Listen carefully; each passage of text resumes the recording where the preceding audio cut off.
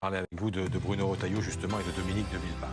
Pourquoi? Parce qu'ils s'affrontent par médias interposés depuis plusieurs semaines. Il faut dire que c'est aussi monté d'un cran ces derniers jours. Deux hommes en fait, et finalement deux visions de la droite qui s'affrontent. Oui, et comme on dit parfois en politique, effectivement, là, ces derniers jours, ça tire à balles réelles. Le dernier en date, c'est Bruno Retailleau, effectivement, qui était mon invité hier dans BFM Politique. Ministre de l'Intérieur et président des Républicains, qui tenait un conseil national samedi, où vous étiez d'ailleurs présent. Écoutez ce qu'il dit, Dominique de Villepin. Écoutez bien les mots, ça cogne fort.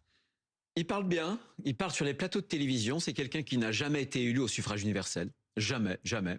J'ai affronté de nombreuses élections. Il parle bien, mais il parle comme l'extrême gauche.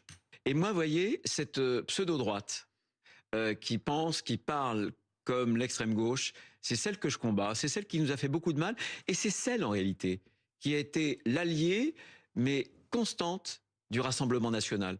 Pseudo-droite qui parle comme l'extrême gauche, allié du Rassemblement national. Vous l'avez vu, les mots sont extrêmement forts. Mais pourquoi un tel affrontement?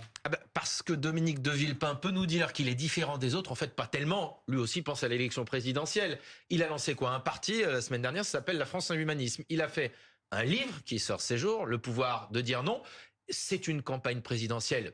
J'allais dire qu'il ne dit pas son nom, mais si, qui dit son nom, même si officiellement il ne veut pas encore dire qu'il est candidat à cette élection présidentielle. Et donc il essaye de se construire son personnage en contrepoint de Bruno Retailleau. Regardez ce qu'il dit d'ailleurs Bruno Retailleau. Dans le point Dominique de Villepin, Bruno Retailleau s'est construit, dit-il, dans une filiation réactionnaire, conservatrice, qui n'assume aucun choix de la France depuis plusieurs siècles et dont la logique est, en dressant un groupe contre un autre, et d'essence autoritaire. C'est à peine s'il ne l'accuse pas d'être contre-révolutionnaire. Vous l'avez vu, c'est extrêmement fort. Donc Dominique de Villepin veut dire la droite chiracienne, gaullienne, c'est moi, Jacques Chirac, dont il a été, vous le savez, le secrétaire général de l'Élysée, ministre des Affaires étrangères, Premier ministre, et la droite qui irait vers l'extrême droite. Regardez mon regard, ce serait Bruno Retailleau. Mais il a une chance, Dominique de Villepin?